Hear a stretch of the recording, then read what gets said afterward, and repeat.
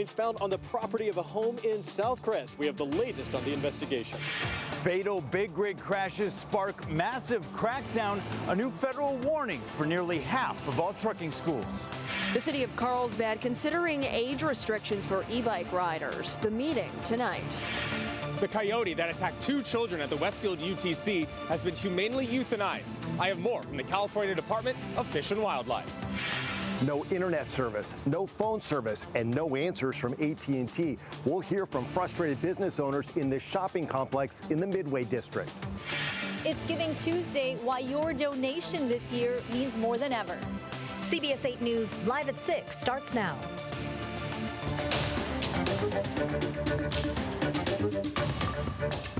Breaking news tonight out of South Crest, where CHP, FBI, and San Diego police cold case investigators are looking into human remains found at a home.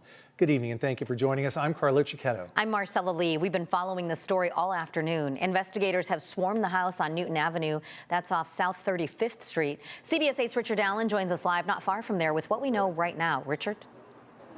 Well, that's right, you guys. And in fact, there had been a massive law enforcement presence here all day, as you mentioned. Police, the district attorney's office, the CHP, the FBI, all centered on this house, 3443 Newton Avenue here in South Crest. Let's take a look at some video we shot earlier now. We understand that the police and district attorney's office assisted in executing a search warrant on this house. We understand that days earlier, the CHP had received a tip of some sort that human remains were located at this property, somewhere on the property. The FBI was called in. We understand they've been here for at least the past day, perhaps the past 2 days, and indeed they did discover human remains here on this property on Newton Avenue. At this point, though, there are many questions. In fact, we do not know at this point exactly where those human remains were recovered on the property and whether human remains refers to one body or more than one body. Needless to say, though, residents here are shocked by what happened. We talked to several neighbors here. Here's what one resident, Arturo Gonzalez, had to say.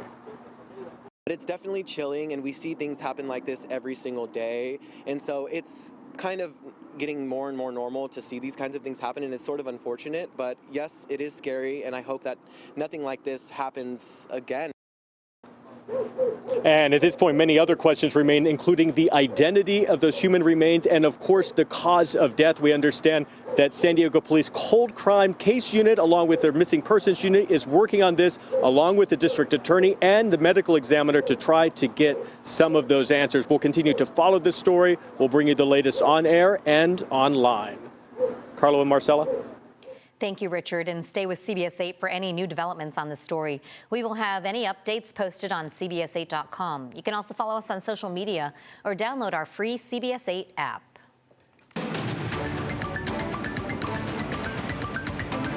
New tonight, the Department of Transportation says nearly half of U.S. trucking schools may not be following federal safety requirements, raising big concerns about who's training America's truck drivers. And as CBS 8's Brian White explains, some of those schools could be forced to close. In recent months, devastating crashes involving big rigs have made headlines across the country, from a deadly pileup killing 3 people in Ontario, California, to a tragic collision killing 3 others in Florida when a trucker made an illegal U-turn. Homeland Security says the drivers lacked legal status in the U.S., raising questions about their licensing and training and triggering a nationwide review of the industry. Now in California, the state is revoking about 17,000 commercial licenses tied to drivers whose time in the U.S. has expired. At the same time, the federal government is sounding its own alarm, saying 44% of America's truck driving schools may not be following required safety training rules.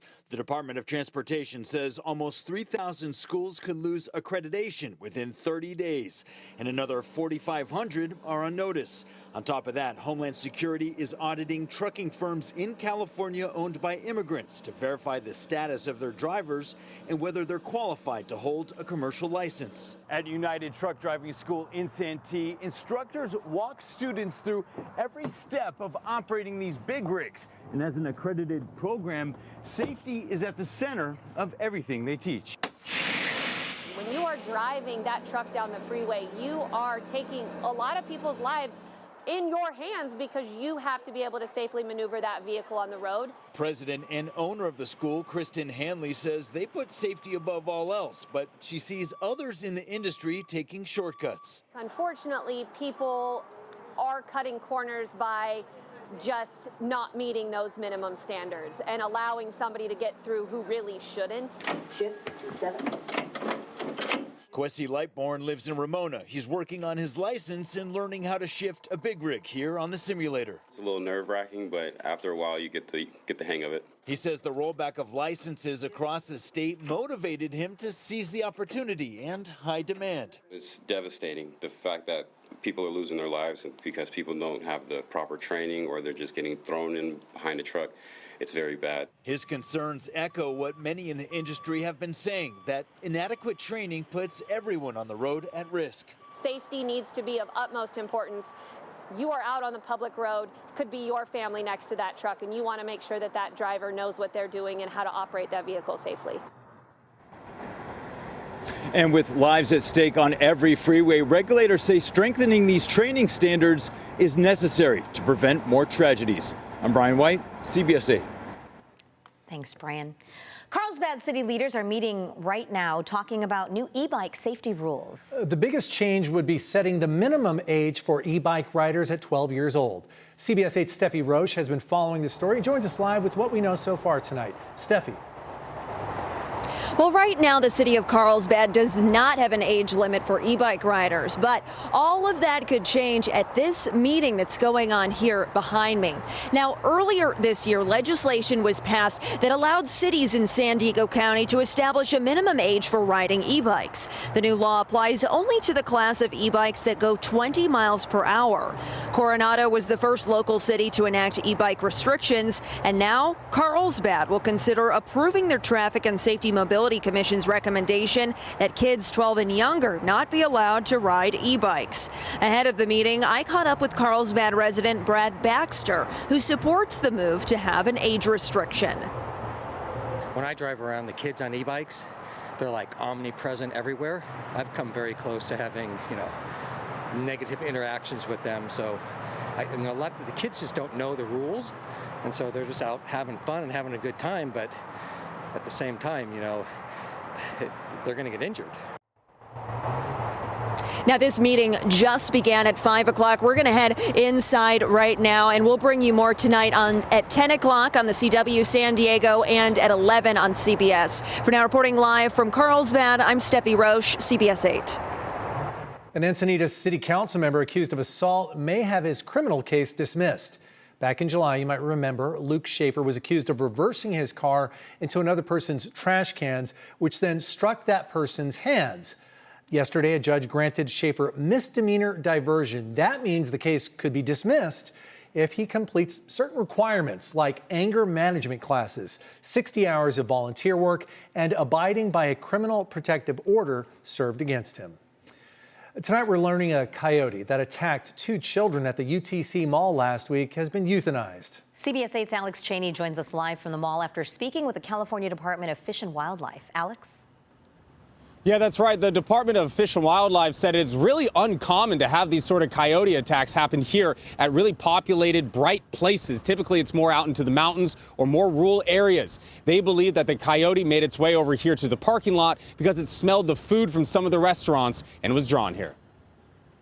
As a dad, my heart really goes out to those families. Court Klopping from the California Department of Fish and Wildlife says after the attack on November 25th, it took trackers days to find the coyote, but they eventually trapped it, euthanized it, and ran tests that confirmed it was the coyote responsible. And those DNA samples were taken from the children at the hospital, the bites, and then matched with that animal. Further testing showed the coyote did not have rabies, a huge relief. Something that we always like to confirm, if there's any kind of a bite from a wild animal, we need to make sure that we're testing that animal for rabies, and thankfully that test was negative. Court says coyotes usually stay in rural areas, but this coyote may have ventured out after smelling food from restaurants at the mall. That smell could have drawn the coyotes into a more populated area as it was searching for something to eat. Court says the coyote may have attacked the girls because it didn't see them as a threat, and says if you see a coyote, you should make yourself as big as possible, especially if you're with children. Pick them up, hold them, put them on your shoulders,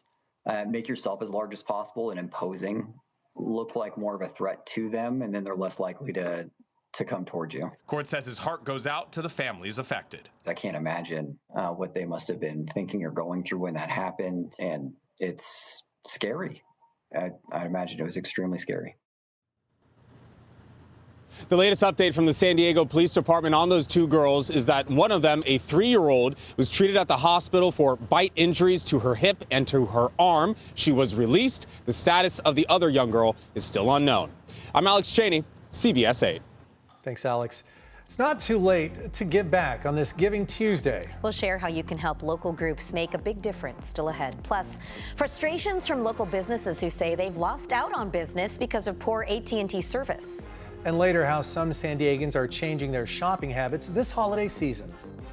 Cloud cover rolling in, onshore flow resumed this afternoon, and so that allowed the cloud cover to roll in. We're going to see more of it as we go into tonight. Also talking about some patchy drizzle at best through tomorrow morning, and then we have those Santa Ana winds back in the forecast. All those details, they're coming up.